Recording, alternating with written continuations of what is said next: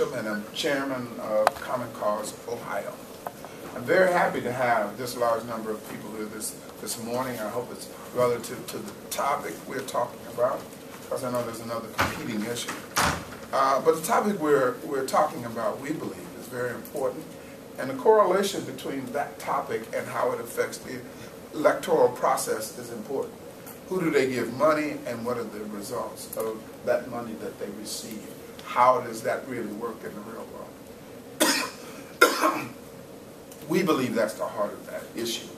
Now, to report that, I'm going to introduce our local policy person and our chief professional officer in Columbus and Ohio, Ms. Catherine Terser. Catherine?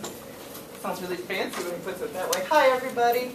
As he said, my name is Catherine Terser, and I'm glad that you are all able to come here today. And I don't know if you know this, it's actually Talk Like a Pirate Day, so ahoy mateys, I'm glad you're here. I wanted to highlight this study, and I'm glad that you saw this as something really important to talk about. You'll notice on the front, it does not just say Catherine Terser, it says James Browning. James will talk after I do a little bit more about the lobbying and how the lobbying is not kind of fully disclosed. I wanted to highlight in the study, one of the things I'd like to highlight in this study is when you start to think about the influence of money in politics, I think it's really easy just to think, hey, this is business as usual. Hey, this is just the way it works. You know, we all get we hang out at the State House a lot. We kind of get used to, hey, this is just the way that it is.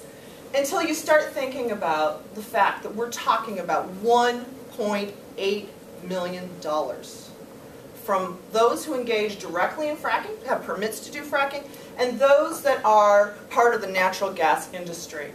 And this is, think about the influence of $1.8 million. And this is over the last two years.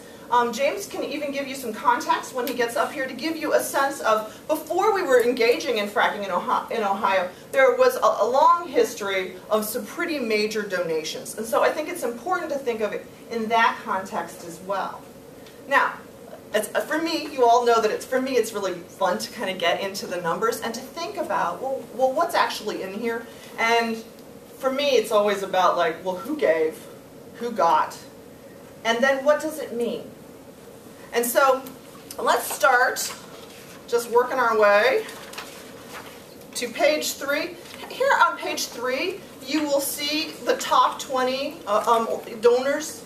I also included on the packets, the packet area that's over there, the top 50.